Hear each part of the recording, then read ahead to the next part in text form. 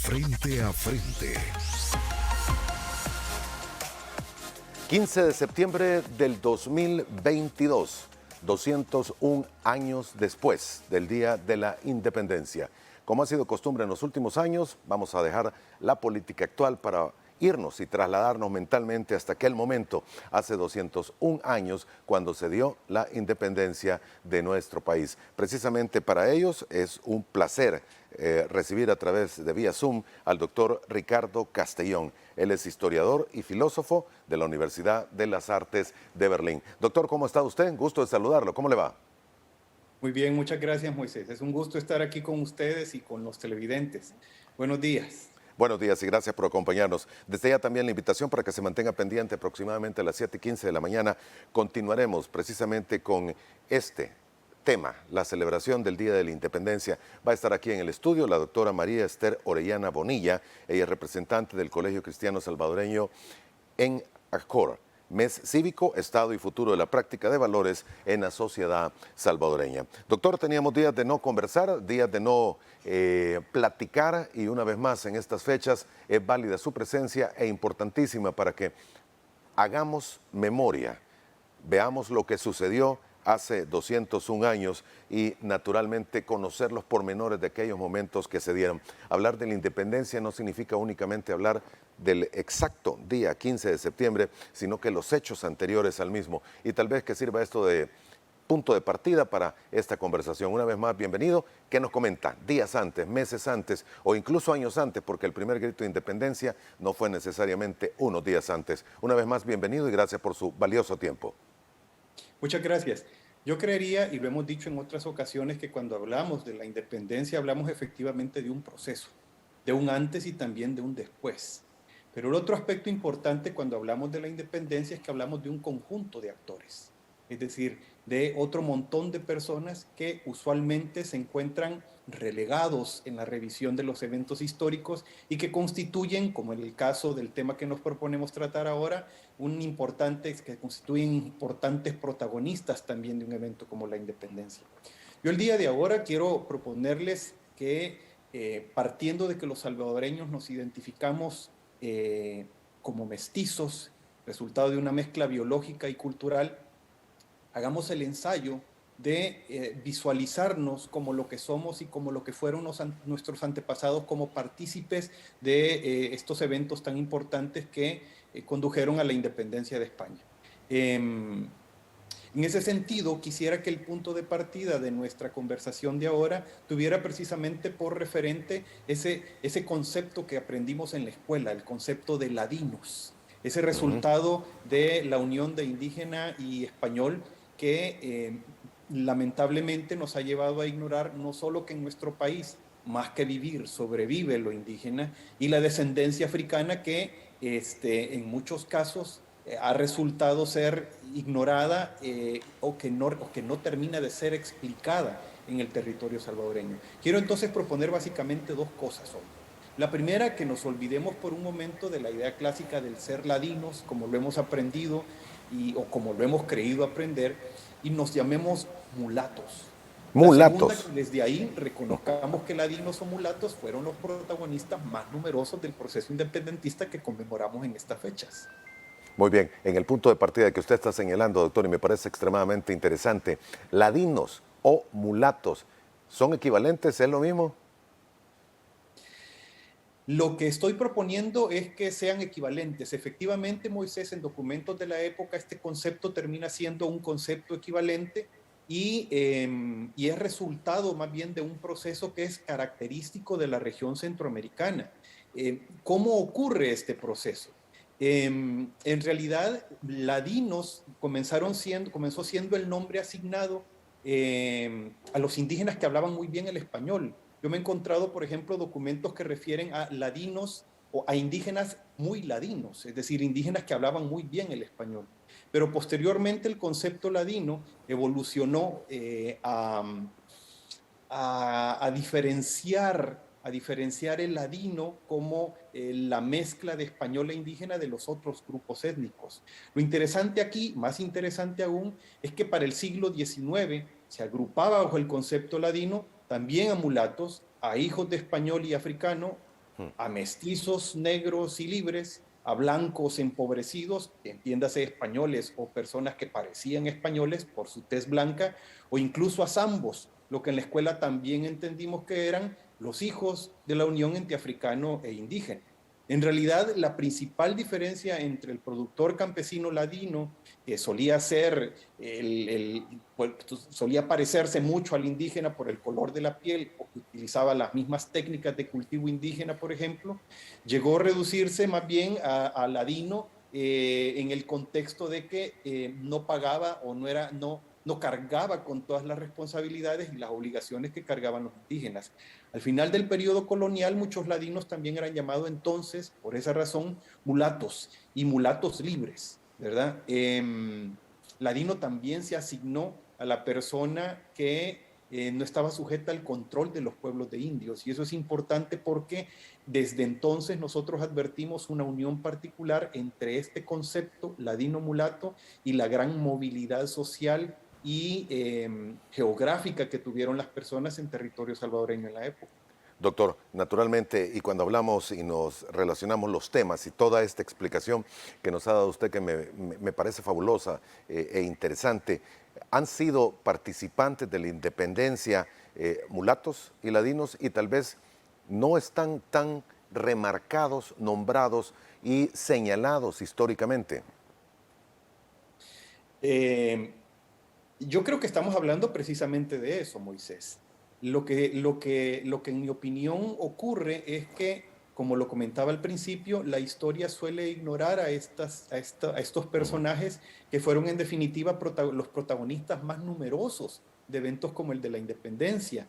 Lo que ha ocurrido a lo largo de nuestra historia nacional es que en general la misma historiografía ha tendido a cargar, a delegar los ideales estos de libertad, de republicanismo y democracia a un grupo selecto de individuos, a los que tenemos por próceres, que como que se echaron sobre sus hombros la tarea de liberar estas tierras del dominio de la monarquía española y en cualquier caso cargaron con la responsabilidad de convencer al pueblo para que se desprendiera del vasallaje. Esta visión particular ha privado, decía en la historiografía nacional, incluso hasta épocas tan tempranas como la década de los 70 del siglo XX, y ha tendido, en consecuencia, se ha tendido a olvidar a los que también se ha llamado sectores sociales subordinados, a este montón de personas que estuvieron, en definitiva, detrás de las grandes gestas independentistas y republicanas, es decir, al momento inmediatamente posterior a la independencia de Centroamérica, que derivó en este montón de confrontamientos armados, en que cobraron, por ejemplo, mire, lo que ocurrió después de la independencia es que ante la indecisión de saber qué hacer con la nueva condición separados de España, facciones principalmente de liberales y conservadores, caudillos en la región centroamericana, se hicieron la guerra entre ellos. Hay un dato interesante que es importante que reparemos. Fíjense que solo, y este es un dato que les quiero compartir, solo entre 1824 y 1842, El Salvador participó en 40 encuentros armados, lo que lo coloca en el segundo lugar después de Guatemala con 51. Lo que estoy diciendo es que en estos enfrentamientos armados, los grupos, las facciones, los ejércitos, como se llamó entonces, estaban conformados precisamente por una enorme cantidad de pobladores que eran ladinos o mulatos. Interesante, doctor. Si pudiéramos remontarnos, y de acuerdo a sus investigaciones, sus estudios y los relatos históricos que usted ha tenido acceso, la población, ¿cómo podría describirse que estaba compuesta, si es que puede hacerse un análisis de porcentajes de todas las etnias o las mezclas o mestizajes que existían? Mire, Moisés, para el siglo XVIII ya los ladinos o mulatos se perfilaban como la mayoría de la población en el actual territorio salvadoreño. Eso hay que tenerlo bien claro. Esto es interesante porque además, en lo que se conoció como la Audiencia de Guatemala, es decir, básicamente la actual Centroamérica más Chiapas, ¿verdad? La audiencia de Guatemala, de la que las provincias de San Salvador y Sonsonate, el actual El Salvador, formaban parte. Esta región en particular, estas provincias en particular, eran las provincias con el mayor índice de población no indígena, ¿verdad? Que superaba el 50% del total de la población. Esto ya se advertía en épocas tan tempranas como 1770, por ejemplo. Hay un estimado de aproximadamente el 56% de la población de la entonces provincia de San Salvador, constituida por una mayoría de ladinos o mulatos. Y para 1807 ya se declaraba que esa cantidad alcanzaba el 57%, incluyendo Wow. españoles. Ahora, lo interesante aquí es que esta población, ¿dónde estaba esta población? ¿Quiénes eran estos pobladores y dónde se los encontraba? Bueno, se los encontraba principalmente en villas, pueblos y en haciendas. Pero la hacienda en particular es una figura clave para comprender la ubicación de estos pobladores, porque es importante tener presente que El Salvador, hasta prácticamente la segunda mitad del siglo XX, era un país principalmente agrario, agrícola, ¿verdad? Ujú. Estamos hablando de que efectivamente la mayoría de nuestros antepasados ladinos o mulatos residían en el interior del país y se agrupaban principalmente en torno a haciendas o distintos tipos de asentamiento que luego evolucionaron a pueblos. Haciendas a pueblos. ¿Cuál es el caso que Sí, podríamos ejemplificar?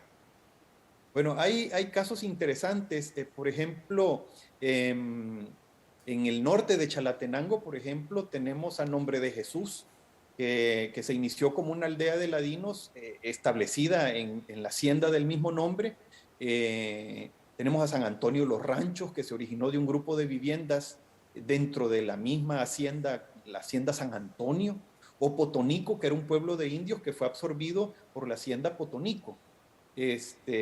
Otro ejemplo igual es San Ignacio, ¿verdad? San Ignacio estaba situado en un rancho ganadero conocido como el Rodeo de San Ignacio. Muy bien. Doctor, ¿todas estas haciendas en su momento evolucionaron a villas o ciudades o a poblados organizados más grandes?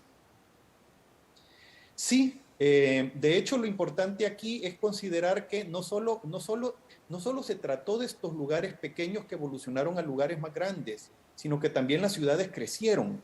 En general, se trata de un crecimiento poblacional, Moisés, proporcional y paulatino, que arranca a finales del siglo XIX, ya lo decía, con un estimado, no sé si no se lo había mencionado, un estimado de unos 200.000 habitantes, y que luego va creciendo poco a poco. Lo importante a considerar aquí, más o además de los ajustes en el espacio, es que poblacionalmente estábamos creciendo, pero que además la población, el mestizaje poblacional se había intensificado. Esto es importante porque ya en otras ocasiones hemos hablado de cómo el rastro africano en El Salvador se pierde, y cómo se han desarrollado hipótesis de lo que pudo, o teorías de lo que pudo ocurrir con la presencia africana en territorio salvadoreño. Y en realidad la explicación aquí es que la parte africana terminó definitivamente fundiéndose, mezclándose, siendo parte de esa mezcla biológica y cultural que hoy somos los salvadoreños. Ok, no es que fueran excluidos, apartados o sacados de territorio, fue simplemente la combinación genética de la familia la que llevó a que la mezcla de raza africana en El Salvador no fuera tan dominante como se tiene en otras naciones un tonto más al sur de Centroamérica, señor. Exacto, esto tiene mucho que ver. Yo creo que es importante hacer aquí una pausa particular para hablar del tema específico de los esclavos. Ujú. Fíjense que es interesante que en el contexto de nuestro proceso de independencia, Centroamérica se destaca como una de las regiones que más pronto, para el caso, abolieron la esclavitud. Y luego que más pronto, y aquí hay que decir también que más pronto es casi un decir, en realidad se trató de 3 años después de la firma del Acta de 1821. Pero, ¿qué hay detrás de esto? ¿Qué ocurría en realidad con los esclavos? ¿Qué pasó con los esclavos? ¿Cuántos esclavos había, por ejemplo? De acuerdo a lo que yo he podido averiguar, a pesar de que hubo pocos esclavos en la región, tomó efectivamente años que los esclavos en esta zona del territorio centroamericano se transformaran en libres. Esto se debió no solo a que la mayoría debió esperar a la manumisión, es decir, a la libertad que le dieran sus amos. En realidad, muchos de estos esclavos fueron saliendo poco a poco de su condición de esclavitud, nuevamente empujados por la dinámica social de las provincias de San Salvador y Sonsonate. Los documentos que he tenido la oportunidad de consultar, por ejemplo, demuestran que los amos tenían una gran confianza en estos esclavos, en los esclavos domésticos sobre todo. Les permitían andar libremente por las calles, hacer mandados que les permitían interactuar con otros grupos o con personas de otros grupos sociales. En el campo yo he registrado el caso de un esclavo al que se le da una parcela de tierra para que los frutos de la tierra fueran para su propio beneficio. Y también he podido recabar información de esclavos que vivían, no solo no vivían en la hacienda o en la comprensión de la vivienda del amo, sino lejos, distantes de las viviendas de los propietarios. Creo que hay que decir que también muchos de estos esclavos no se veían necesariamente como negros, como se les podría llamar. En realidad eran más bien mulatos esclavos que tenían una apariencia más bien morena. En los documentos son descritos también como loros, es una forma de moreno, es una forma de coloración de piel. Atesados también se les llama, o pardos como también se les llegó a llamar. La categorización, Moisés, de los esclavos como mulatos también demuestra que los niveles de mestizaje y de la Eran movilidad altos. étnica en el territorio eran verdaderamente intensos. Ujú. Exactamente, y eso quería preguntarle, doctor. En un inicio, ¿de dónde y cómo vinieron los esclavos? ¿O de dónde y cómo vinieron los mulatos que usted menciona aquí, El Salvador específicamente? Porque puede haber distintas procedencias cuando hablamos de todo el istmo centroamericano. Sí, las referencias más tempranas de los esclavos, de esclavos africanos, tienen que ver con la llegada de las primeras Embarcaciones. hordas conquistadoras. Ujú. Eh, hay un relato gráfico particular, una reseña gráfica particular se conoce como el lienzo de Cuaquecholan, que describe, entre otros, que dibuja, entre otros, que grafica, entre otros individuos, a personajes de tez oscura, claramente africanos, que vienen con los españoles y que vienen apoyándolos además en la carga, cargando cosas. Esas son las referencias más tempranas que tenemos de presencia africana. Pero luego hay otras reseñas más de esclavos llegando el siglo XVI a Guatemala y de ahí partiendo para San Salvador, y un grupo más de esclavos llegando a la costa hondureña en el siglo XVII, más posiblemente una llegada tardía de africanos en el siglo XVIII. Sin embargo, Moisés, lo importante, lo que hay que tener presente aquí, es que la mayoría de estos esclavos, que además fueron pequeños en número, grupos pequeños en Ujú. número, rápidamente se mezclaron con la población local y en consecuencia transfirieron su condición de esclavo a sus hijos, que ya no tenían necesariamente la condición fenotípica, la apariencia de un africano negro, por darle alguna denominación. Hay una pregunta que persistentemente tenemos quienes investigamos estos temas y que seguramente también tienen los salvadoreños, los televidentes. ¿Cuántos esclavos africanos pudo Sí. haber, por ejemplo, en territorio salvadoreño en el momento de la independencia? Yo lo que puedo decir es que en los estudios que he hecho he tenido la oportunidad de trabajar, se llaman autos mortuales o autos de bienes de difuntos, son como testamentos. Yo he tenido la oportunidad de estudiar estos grupos de documentos entre 1770 y 1775 y he podido ubicar alrededor de 200 esclavos, exactamente 208 esclavos en las entonces provincias de San Salvador y Sonsonate. Eh, Hay un historiador centroamericanista que ha llegado a estimar en 500 los esclavos en Centroamérica en el momento de la independencia. De manera que el dato de unos 200 esclavos bien Eso, podría ser acertado de manera aproximada. exacto, doctor, pero déjeme preguntarle con eso. Si usted menciona que existen algunos relatos en lo que podría determinarse que existían hasta 200, un poquito más de 200 esclavos en, en San Salvador y sus provincias.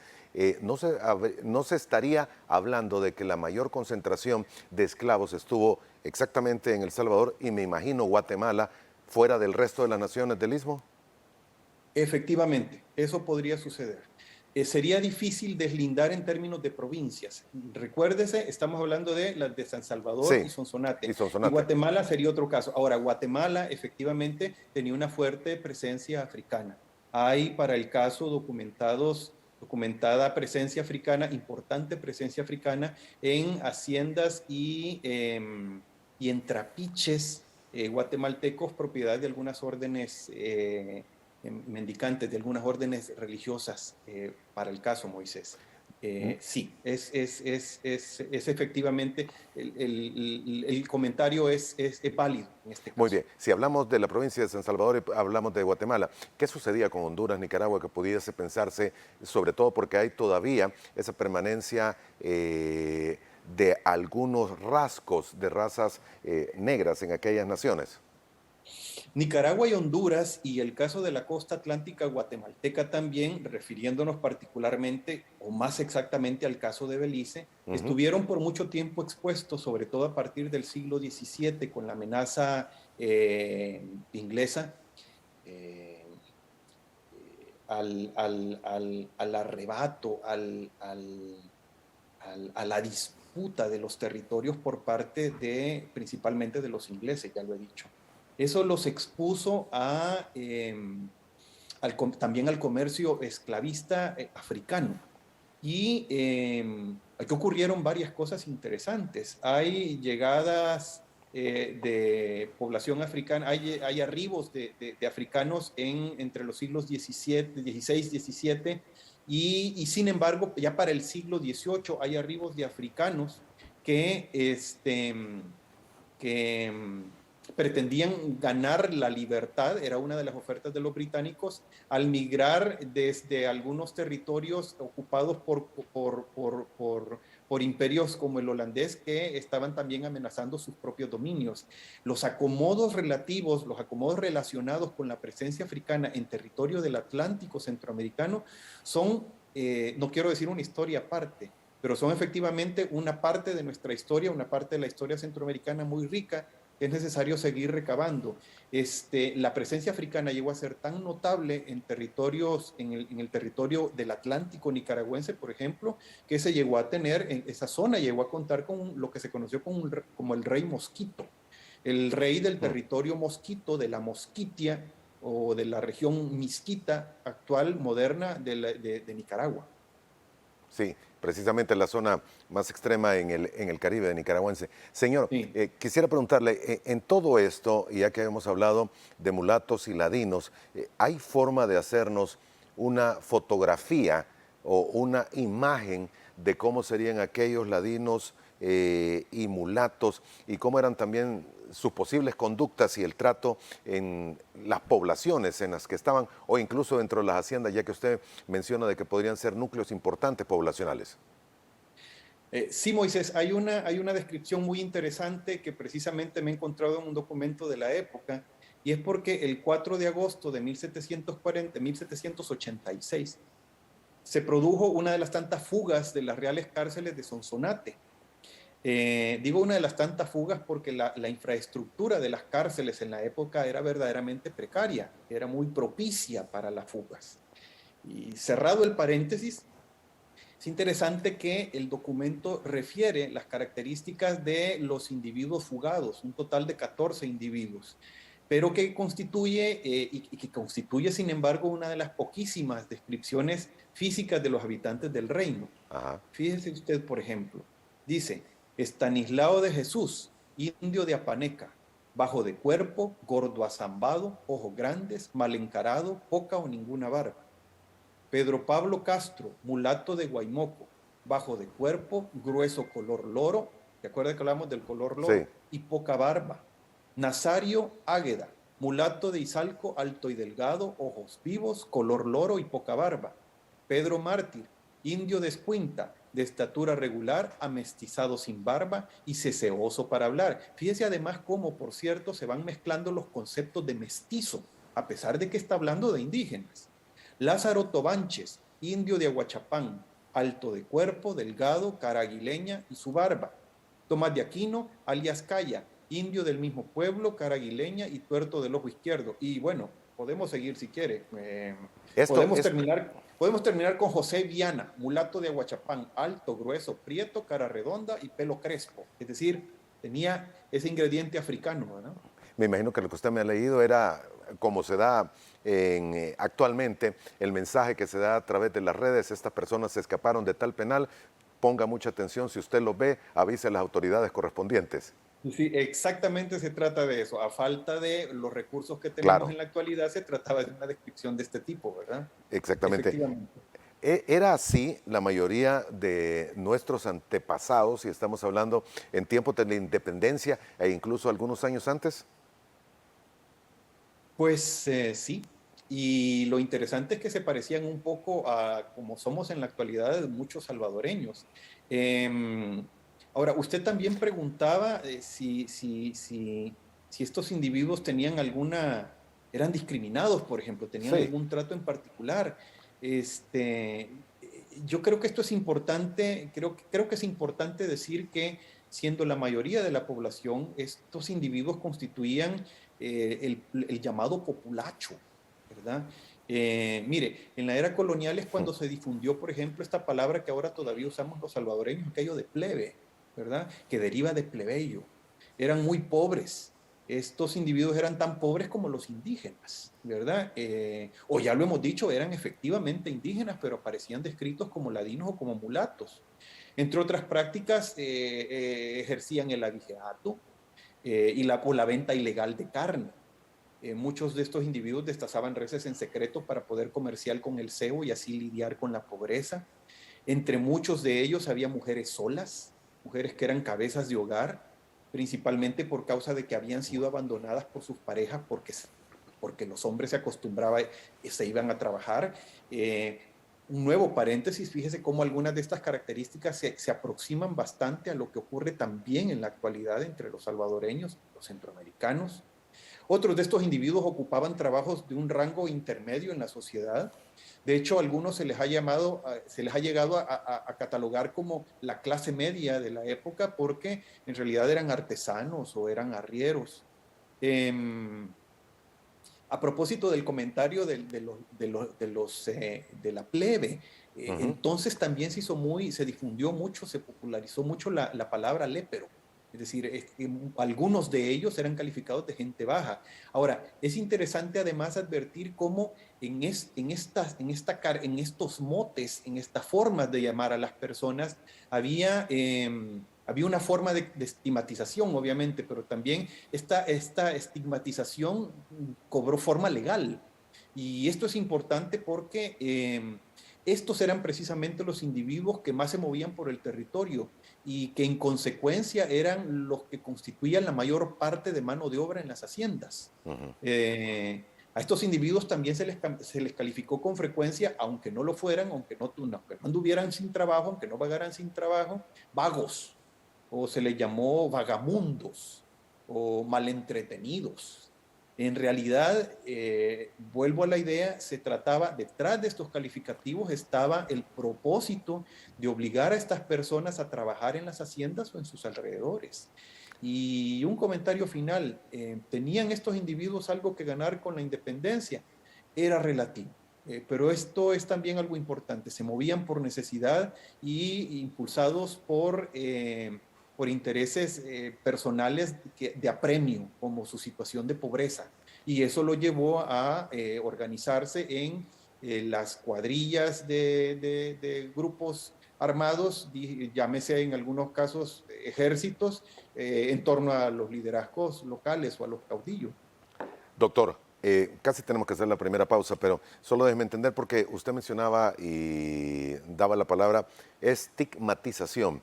¿Hay alguna estigmatización que se refiriese a aquellos tiempos, hace 200 años o un poco más, de la conducta de los salvadoreños? Porque siempre se nos ha relacionado en alguna forma como que son núcleos familiares numerosos de muchos hijos y que no son de los que normalmente tienen matrimonios tardíos, sino que muy jóvenes desde ya están formando familias, al igual que otras características que se señalan o se relacionan con los salvadoreños o incluso con algunos del resto de países centroamericanos.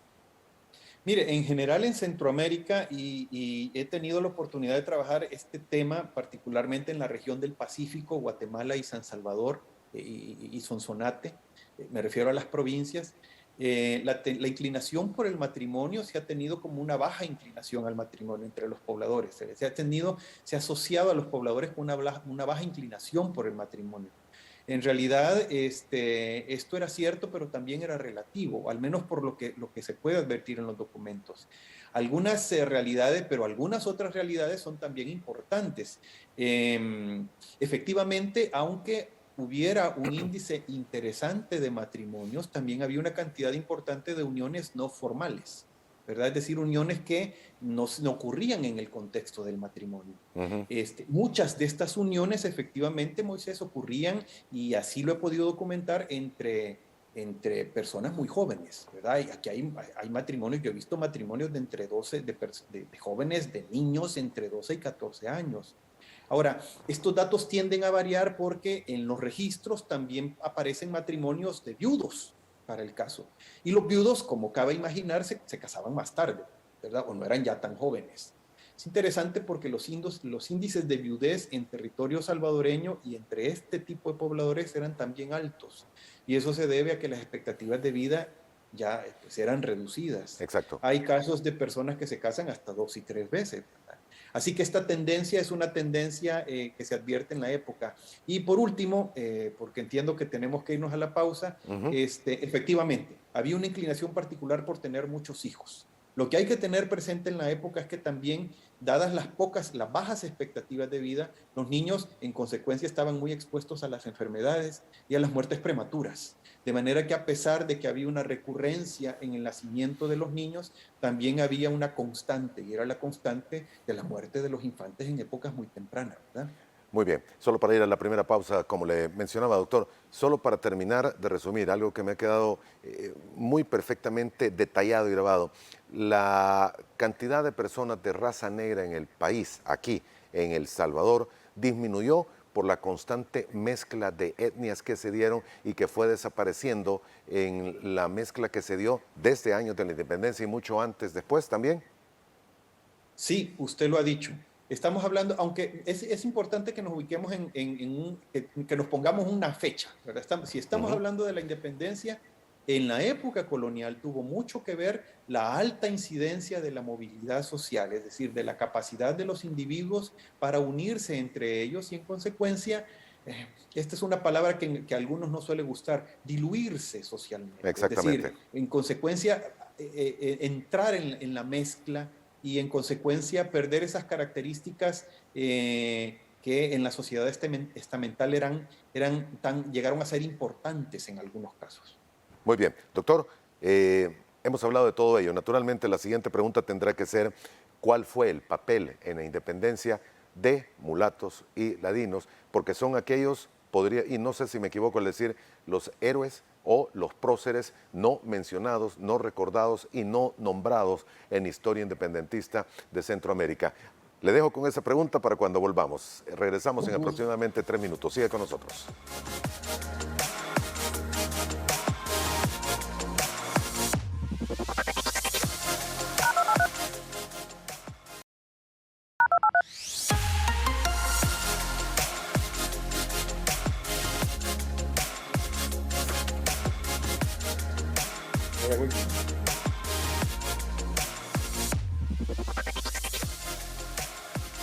Una interesantísima plática esta mañana. Conversamos vía Zoom con el doctor Ricardo Castellón, historiador y filósofo de la Universidad de las Artes de Berlín. Y qué placer realmente que nos acompañe, doctor. La pregunta que dejaba antes de la pausa lleva a una serie de posteriores repreguntas que puedo hacerle, pero ¿hay en algún momento o estos individuos, usted lo señalaba, podría haber sido la mayoría de salvadoreños de aquella época?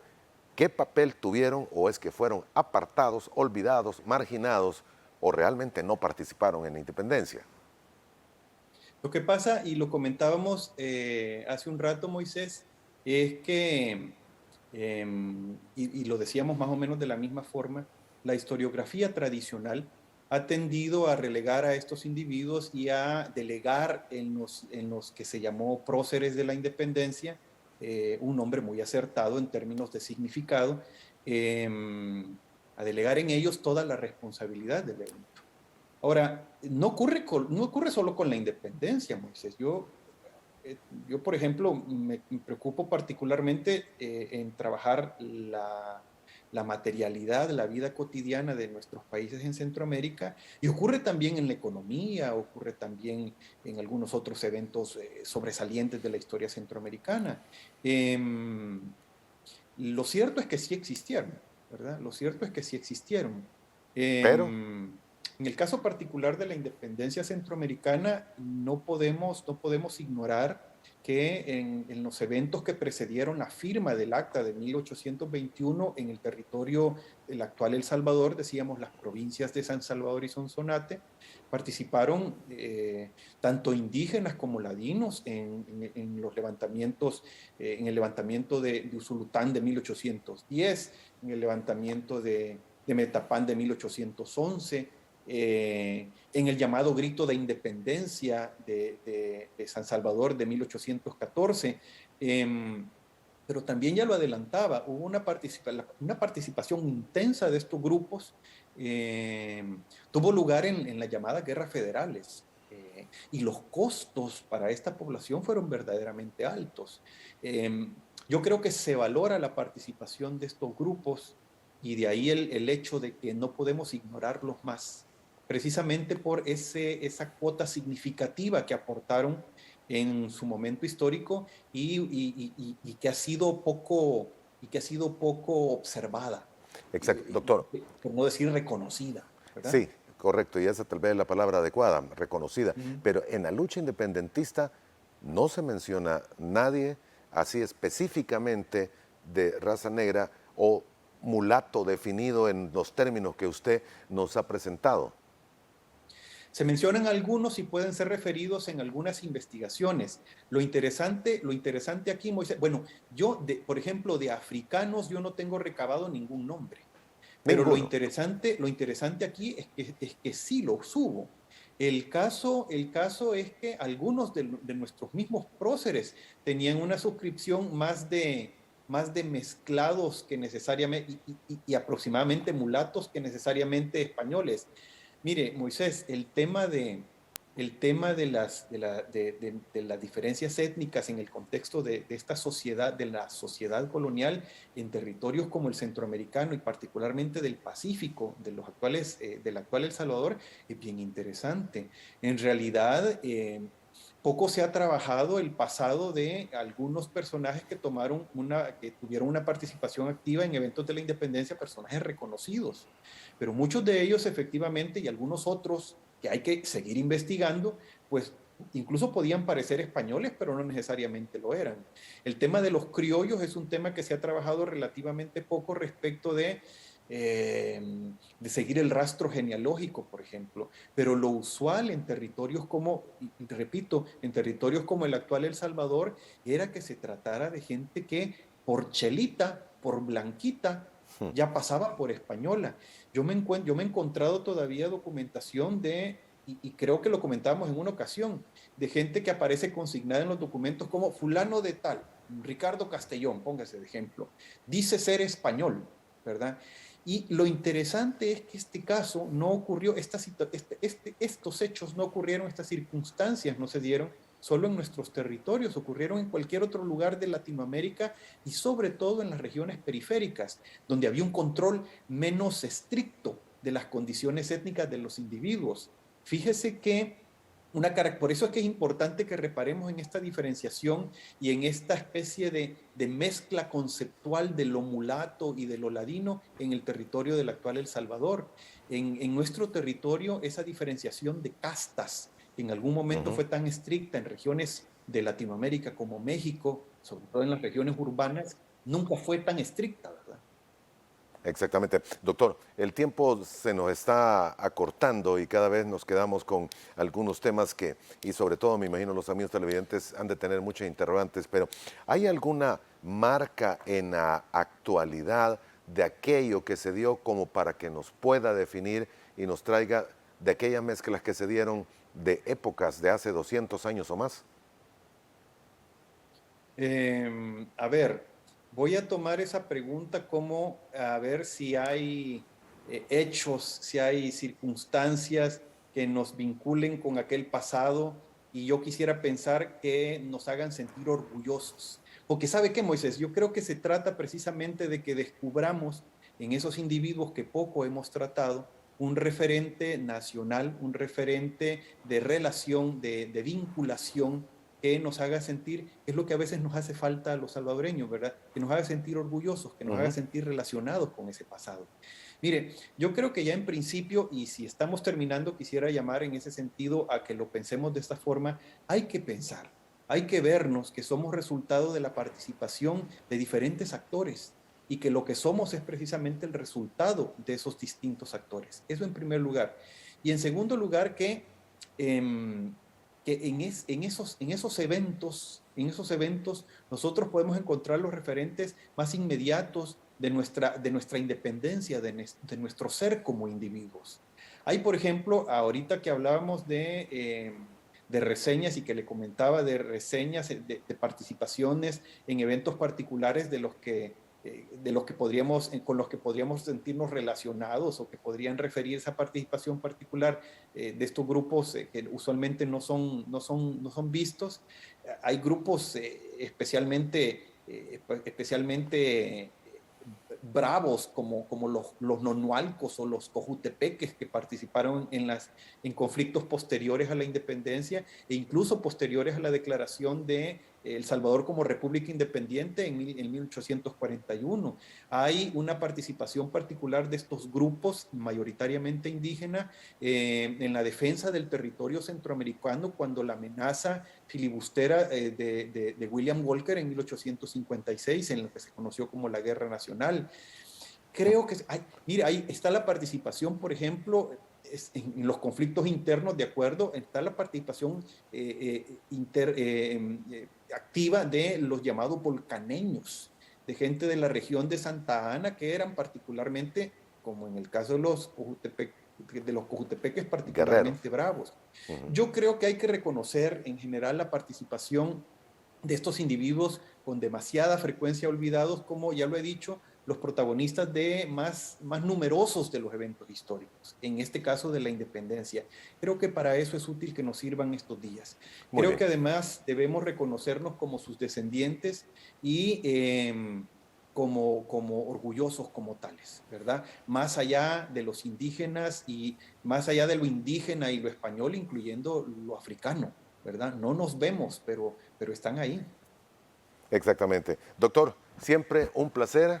Es una cátedra la que usted nos ofrece de momentos y de tal vez relatos históricos, sobre todo usted que tiene la oportunidad de acceder a a toda esta parte de la historia, muchas veces no contada, no investigada e incluso no relatada, que falta en muchos libros de la historia de la independencia. Solo una pregunta y ojalá no lo agarre en curva, pero en todos los movimientos de la independencia, y creo que en alguna ocasión lo platicamos ampliamente, hay próceres, pero nunca se menciona a mujeres.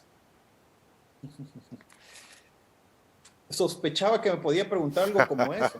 Ajá. Tenemos entre algunas, y hay trabajo sobre esto, Moisés. Tenemos entre algunas, por ejemplo, a María Madrid, tenemos a Francisca de Jesús López, tenemos a Manuela Miranda, a las conocidas como hermanitas Miranda.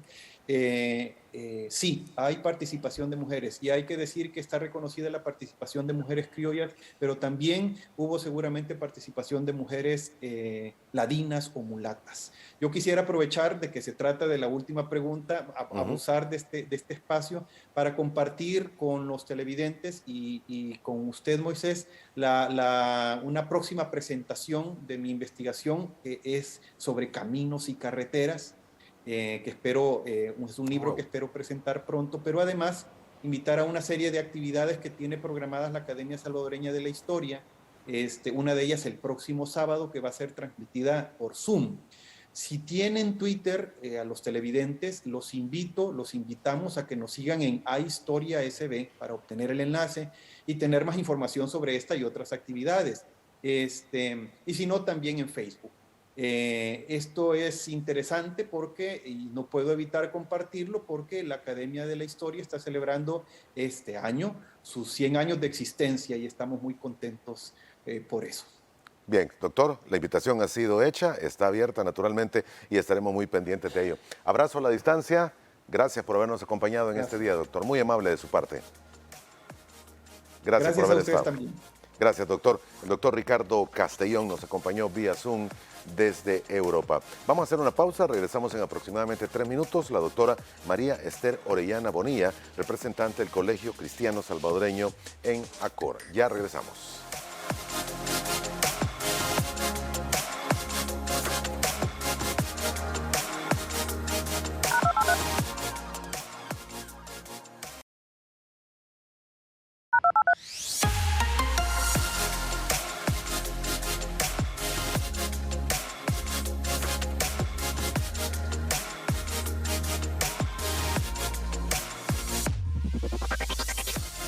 Muy bien, temas diferentes en esta mañana de Día de la Independencia. Nos acompaña en esta segunda parte la doctora María Esther Orellana Bonilla. Ella es representante del Colegio Cristiano Salvadoreño en ACOR. ¿Cómo está usted? Bienvenida, doctora. ¿Cómo le va? Gracias, gracias por traerme, ¿verdad?, a este lugar y aquí estamos pues para servirle. Muy bien, vamos a hablar un poco en el mes cívico, naturalmente, y en este día especial, Estado y Futuro de la Práctica de Valores en la Sociedad Salvadoreña. Déjeme contarles quién es la doctora. Ella nació en San Julián, allá por 1949. Es la nieta de un misionero cristiano que vino al país desde España a predicar el Evangelio. Madre de 2 hijos, abuela de 5 nietos. Ha sido maestra de la Iglesia Centroamericana desde los 16 años. Fundadora y directora del Liceo Evangélico de San Salvador, fundadora y directora del Colegio Cristiano Salvadoreño, directora del Programa Social Empresarial, Ministerio de Mujeres en Victoria y además directora de la Casa de Retiros en Acore, empresa turística en San Julián, Sonsonate. Dentro de todo ello tiene una numerosa cantidad de estudios y precisamente quién más que ella, válida para hablarnos un poco de los valores cívicos, de los valores morales y de lo que en este momento se necesita tanto en una sociedad como la nuestra. Una vez más, bienvenida y gracias por su tiempo. Gracias. ¿Cómo debemos interpretar primero los valores humanos, relacionarlos con un mes cívico y tener una sociedad más fluida en el sentido del buen vivir y convivir, señora?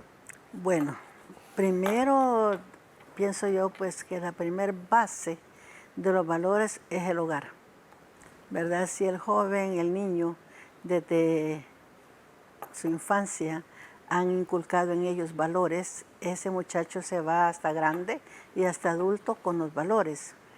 Y cuando viene el caso que usted dice ahora, es lo mismo, porque cuando trae valores, inmediatamente ellos quizás se gozan, se disfrutan y empiezan a recordar el pasado.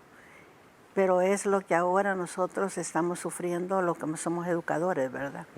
Porque el muchacho no trae, han olvidado los valores en casa. Entonces el muchacho no trae sus valores. Y son muy pocos los alumnos que nosotros podemos encontrar ahora en el camino de la educación, que son educados y que aman. Yo acabo de tener el día del acto del Salvador ayer y habían niños llorando, ¿verdad? Donde se habían identificado con el programa, todo lo que estábamos haciendo. Entonces estamos creyendo que todavía hay personas con esos valores, pues, que los traen desde sus casas, ¿verdad? Entonces la base de los valores ahora es el hogar. Pero muchas veces se ha perdido en el hogar Se ha perdido. la inculcación. Eso voy a decirle, ¿verdad? Eso se ha perdido completamente. Y ahora después de la pandemia, nosotros los educadores, y pienso que los colegios también, encontramos en mucha irresponsabilidad en las familias, ¿verdad? La familia olvidó que tenía niños, que tenía jóvenes. Entonces los muchachos han caminado solos.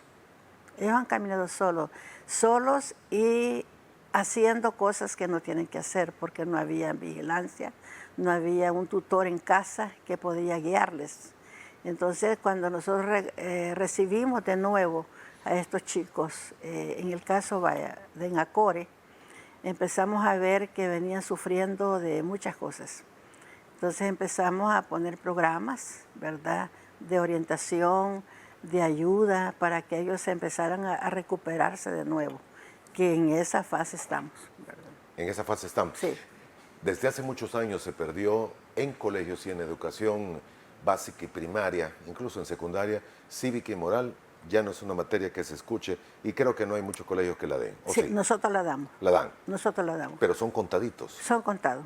E inclusive, yo por 46 años he dado y había dejado del 20, ya no le daba etiqueta y buenos modales, porque esa materia, esa la di como, no del pensum, sino que como en forma personal, y he educado a casi más de 10.800 bachilleres que le he dado a este país, y mucha gente de que yo les impartí esta clase, donde quiera que el mundo, el continente que están, ellos agradecen esa parte que ellos recibieron con nosotros como colegio.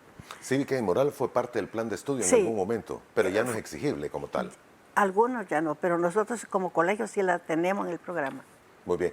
Religión también en algunos Sí, casos ya educación no cristiana. es. Ya no es parte de un pensum, de un plan de estudios. Nosotros sí. Ok, Nosotros pero sí esto lo se perdió y quería referirme a lo que usted mencionaba. No fue únicamente la pandemia, trae raíces más Sí, atrás. así es, sí. El pasado es algo que es bien significativo en el ser humano, ¿verdad? Si ellos vienen arrastrando un pasado en el cual no fueron educados los abuelos, los padres, ellos vienen aprendiendo esa cultura, ¿verdad? Entonces, ahí hay que trabajar en el joven, en la parte formativa, hay que trabajarle en el pasado, ¿verdad? Ellos tienen que dejar el pasado porque mucha gente lo trae y quiere irse a hacer una buena familia, otra familia, con un pasado que nunca tienen que haberlo recogido.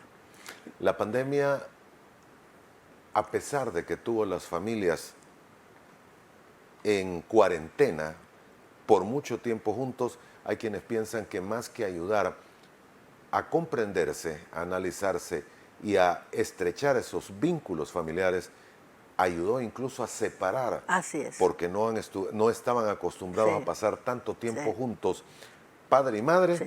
y tanto tiempo con los hijos. Sí. ¿Me equivoco? No, Así ha sido. así es, sí. Nosotros encontramos, al regreso de nuestros estudiantes, encontramos padres separados, separados, A ¿verdad? pesar de que estuvieron en cuarentena Sí. juntos. Ya ellos tomaron la determinación de separarse porque me imagino pues que ya les marcó el tiempo que estuvieron juntos y ahí a lo mejor pudieron evidencia quiénes eran ellos, ¿verdad? Entonces, Feo decirlo, pero no se soportaron. ¿Ah?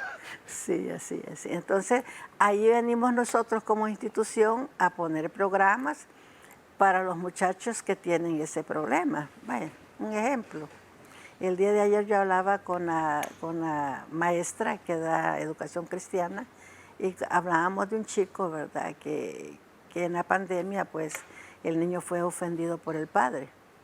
Entonces me decía ella, usted tiene que ahorita, pues, ponerle un programa para ayudarle a este niño, para que este niño siga adelante, que deje atrás todo lo que ha pasado con el padre y que él retome una vida que es para el futuro de él, pues.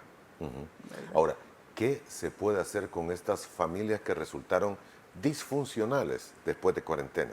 Bueno, en el caso de nosotros, trabajar en los niños, porque trabajar con los padres es difícil, porque el padre ya tomó una determinación, el padre, nosotros reunimos a los dos padres, ¿verdad? Y cada quien dice lo que le Lo que toca a mi vivió, esposo. lo que le tocó. Sí, así es. Sí. Entonces, ahí lo que nos toca a nosotros es trabajarle al muchacho. Doctora, a pesar de todo ello, bueno, y primero creo que es válido preguntarle, ¿qué es el síntoma o cuál es el trauma? ¿Cuál sería aquella situación que más se repite en los estudiantes que han regresado con problemas después de estos momentos de cuarentena? Bueno, yo pienso que uno de los dolores más grandes es que el niño vio en el hogar el trato ya diario que tuvo con él. Porque si quizás el niño no conocía el trabajo del padre o de la madre, ahí lo pudo conocer ya todos los días. Porque hay niños que dicen, bueno, mi papá nunca estuvo ahí. Mi mamá... Nunca estuvo ahí, le dicen. Sí, ahí en el hogar, ¿verdad? Ajá. Mi mamá solo llegaba a dormir. Entonces cada quien tiene una explicación en el cual pues han sido tratados. Y encima de eso venimos con el maltrato, ¿verdad? Que vienen a exigir que tiene que ser un buen muchacho, tiene que responder, y a lo mejor pues no hubo ningún control en casa. Señales y condiciones de maltrato, me imagino que ha de ser repetitivo también lo que se observa. Fíjese que en el maltrato de alumnos muy poco, solo lo que sí nosotros hemos conocido es el desprecio y la atención diario. Los chicos que presentan estos cuadros son pequeños. Bueno, en este momento hay de segundo ciclo, no, tercer ciclo y bachillerato. Tercer ciclo de Sí. bachillerato. En barpularia y primaria no se observan. Muy bien. Si tuviéramos que definir en términos muy concretos aquellos valores morales, ¿qué es lo que se ha perdido y qué es lo que hoy ya no se da? Bueno, siempre la orientación, los valores.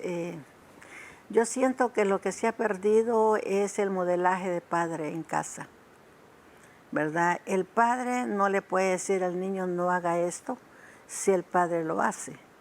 Entonces, la imagen del padre se ha caído en casa.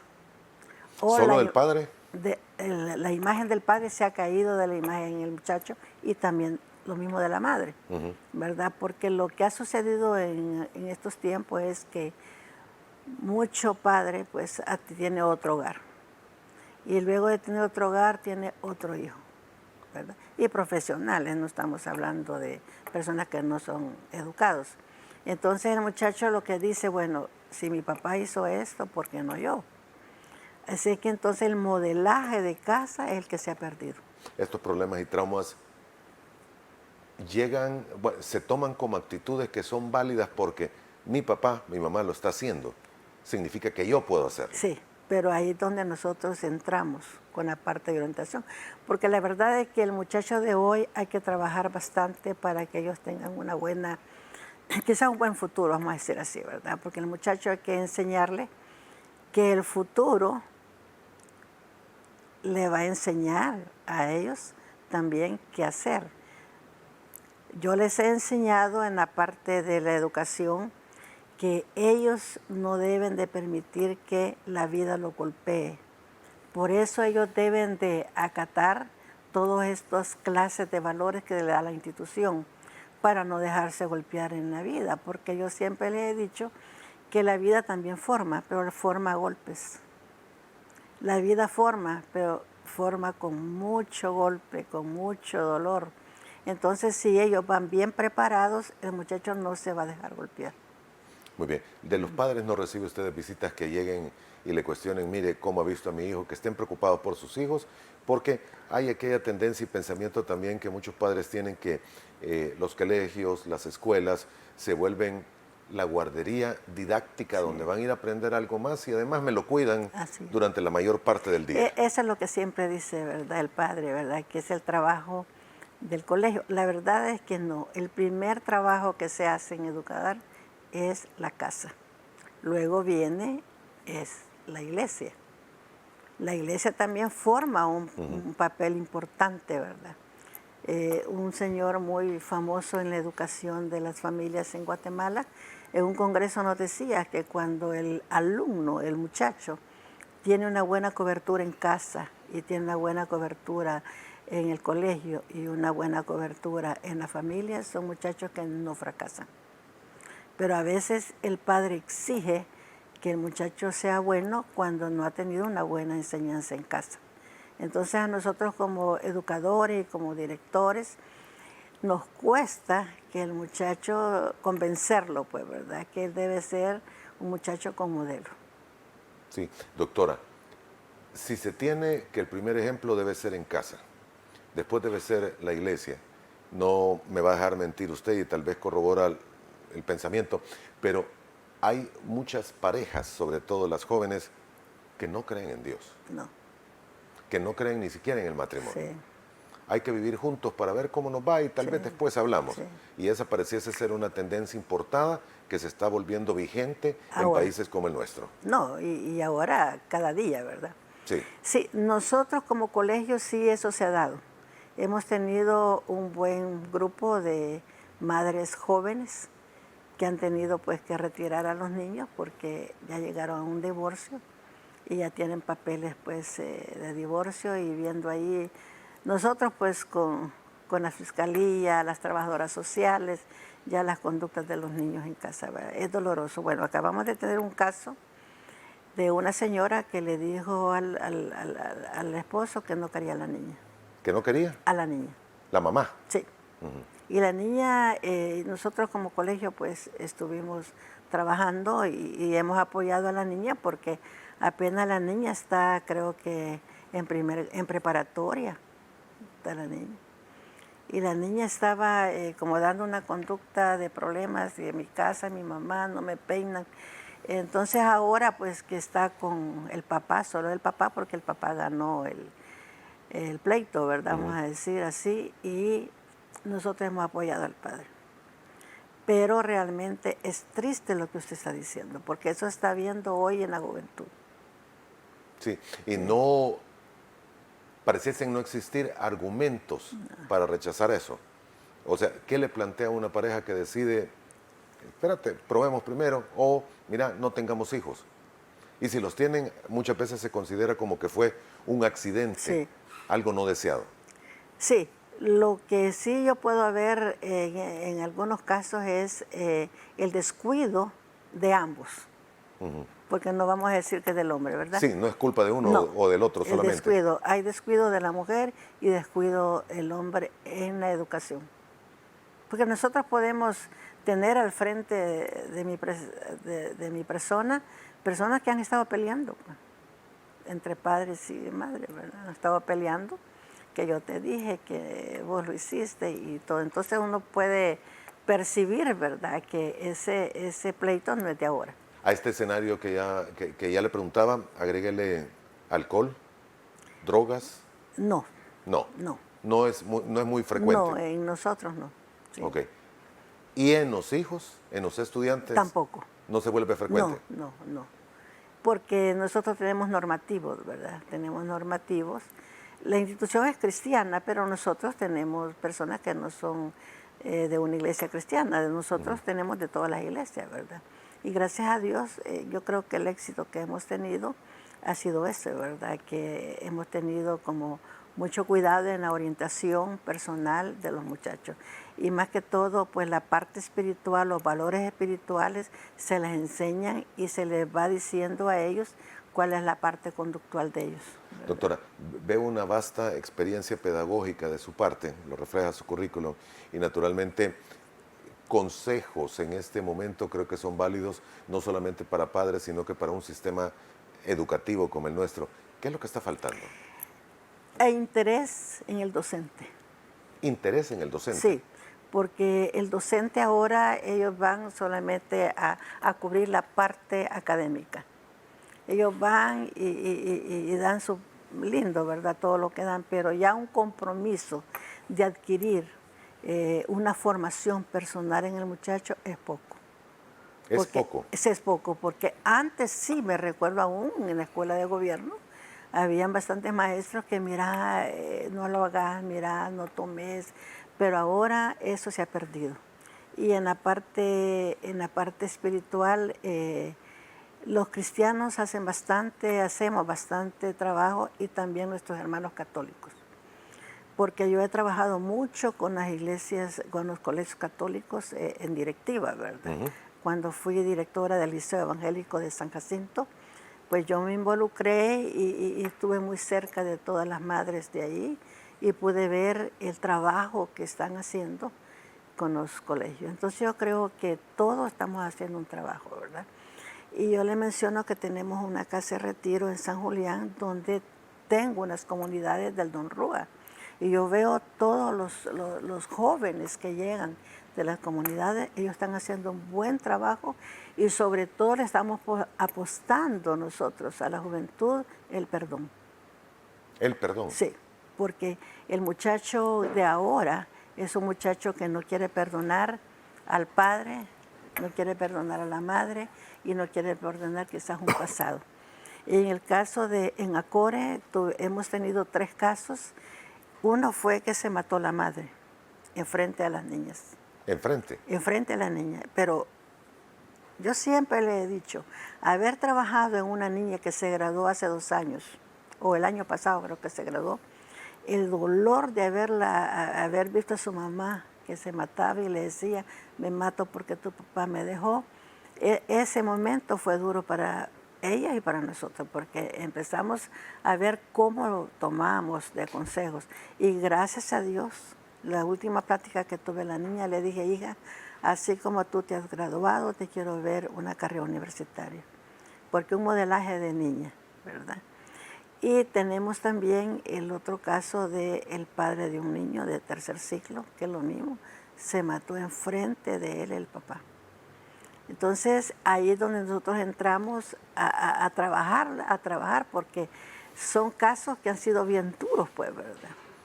Pero ahí hay un compromiso, y lo que usted decía a un principio, ahí es un compromiso. Además de todas las asignaturas que se da, tomar un compromiso en tomar un muchacho y sacarlo de donde está. Sí, y yo le... Ahora, perdón, me mencionaba 3 casos. Me dijo Sí. el de la mamá y el del papá. Sí. Hay un tercero también. Sí, hay otro tercero, creo que hay otro que se mató.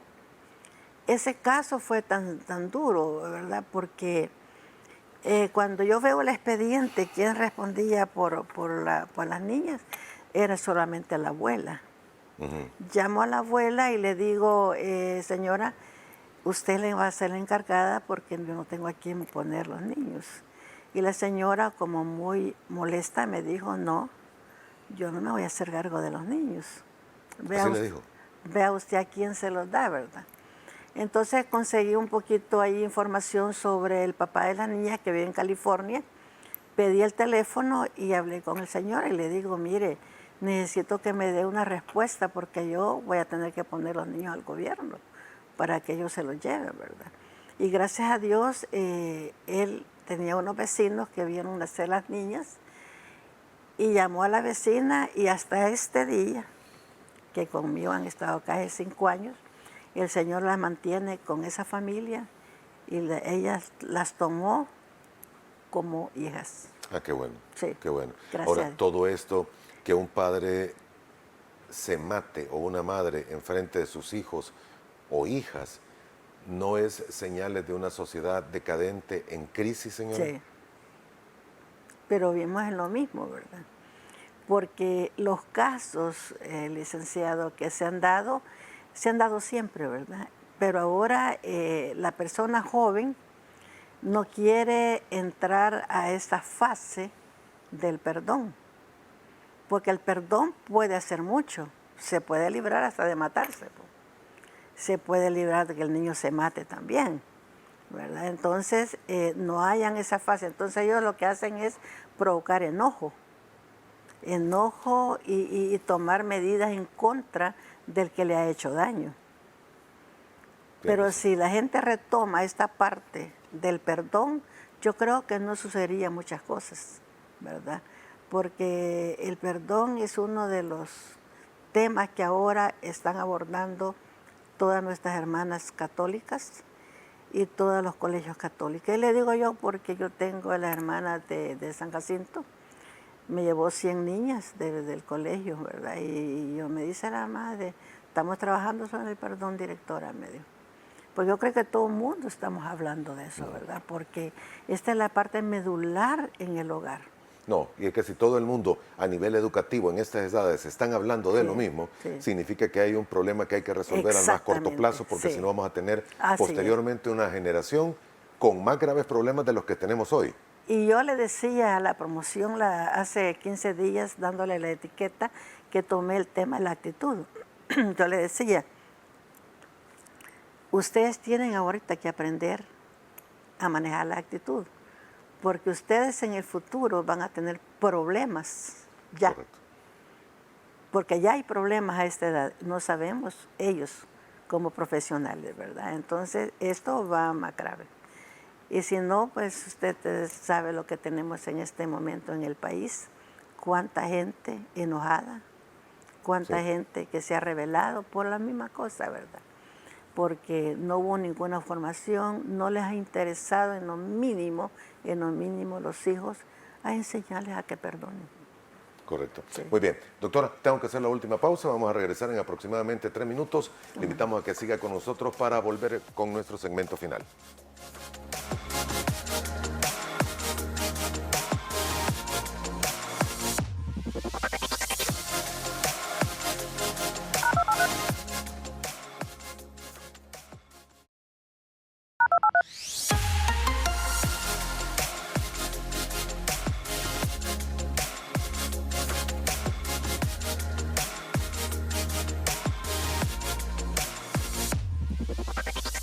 Muy bien, parte final de nuestro programa esta mañana de día jueves. La doctora María Esther Orellana Bonilla, representante del Colegio Cristiano Salvadoreño en Acor. Nos queda ya poco tiempo, doctora, y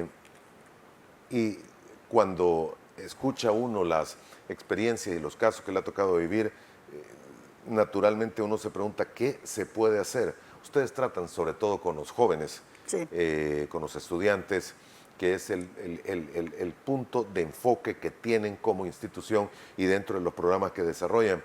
Pero podrá haber algunas sugerencias y recomendaciones que se da, no solo para vigilar el comportamiento de los hijos, sino también vigilarse como padres uno cada uno. Y naturalmente la palabra que usted utilizaba al terminar el bloque anterior del perdón no debe aplicarse solamente entre los niños y jóvenes, sino que también entre los adultos. Sí, sí. ¿Algunos pensamientos finales para esta parte? Sí, quizás un consejo que se les puede dar, ¿verdad? Es conocer quién es el amigo, quiénes son los amigos Los amigos de los hijos. de los hijos, conocerles, ¿verdad? No solo porque los mencionan en casa, sino que el trasfondo de estos muchachos. Porque uno de los casos que hemos visto, no en colegios, pero en otros lugares, es las bromas malas en los estudiantes, ¿verdad? Y hemos visto pues casos pues que han habido hasta muerte, ¿verdad? Entonces yo creo que lo primero que tenemos que hacer es conocer quiénes son los amigos de nuestros hijos, ¿verdad? Conocer de qué se están alimentando nuestros hijos, qué están viendo nuestros hijos, los programas de ellos. Porque el padre lo que hace es le compra un aparato y le compra el mejor y se arruinó, le compra otro, pero no se está dando cuenta de qué se alimenta el muchacho, ¿verdad? Y ahora con la tecnología y todo lo que ellos tienen a la mano, Pueden tener acceso sí, a cualquier cosa. ellos tienen acceso a todo, pues, ¿verdad? Entonces nosotros tenemos que estar detrás, pero ahí es donde entra pues el cuidado de los padres, ¿verdad? El padre está preocupado porque sus finanzas, o porque ya no lo ven bien, o porque no hay ningún trato, y en fin, muchas cosas. Y se olvida pues que tiene un muchacho en casa que todavía no ha terminado. Sí. Porque uno de padres, uno, aunque el hijo esté casado y tiene sus hijos, todavía uno dice, hijo, ¿cómo te fue? ¿Cómo le fue? Yo tengo un hijo que es piloto, y le digo, ¿cómo le fue? No tuvo problemas.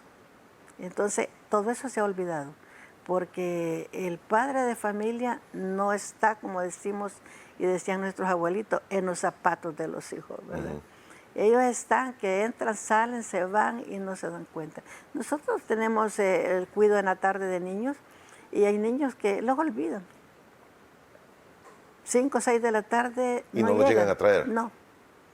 Y tal vez trabaja en un banco que sale a las 5 y yo veo, pues, ¿verdad? Que hay personas que dicen, mire, voy tarde, mire, me pasó esto, Disculpe, ¿verdad? me tuve una reunión, Sí, un problema. pero hay otros casos frecuentes sí, de que no llegan. no llegan, sí, Si toman los colegios como guarderías. como guarderías.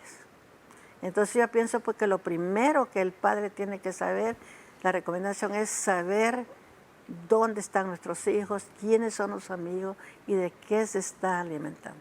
¿En todas las edades o más En todas las específica? edades, no, en todas las edades. ¿En algún rango de edad no será más determinante? Sí, tenemos el segundo ciclo. El segundo ciclo es cuarto, quinto y sexto. Cuando yo fui a un caso a la fiscalía, nos decía la encargada, la jueza, me dijo, no se imagina, directora, cuántos casos tenemos nosotros de sexo de niños de cuarto, quinto y sexto. Y empezó a... ¿De sexo? ¿En Mire, esas edades? de sexto, Ah, de sexto.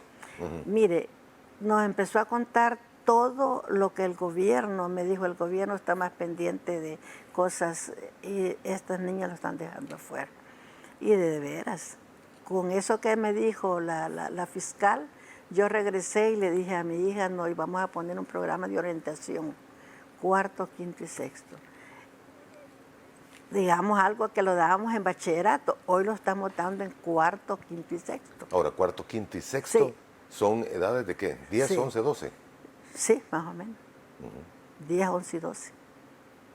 Y por eso que ellos llevan con una actitud fuerte séptimo, octavo y noveno, que son los grados más difíciles. Correcto. Sí.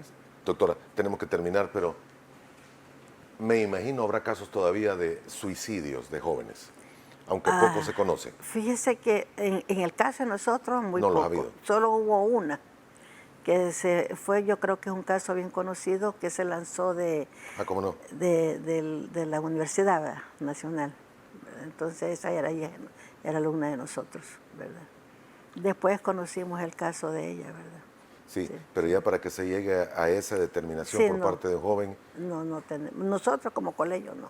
no, qué bueno. Doctora, quiero agradecerle el tiempo que nos ha brindado esta mañana, se le agradece infinitamente su experiencia, consejos, recomendaciones y naturalmente está dicho, ojalá sea escuchado por quienes nos han visto esta mañana.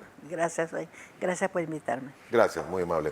Terminamos aquí, gracias por habernos acompañado, que tenga un feliz día de la independencia, que la pase muy bien y primero Dios nos volvemos a ver mañana.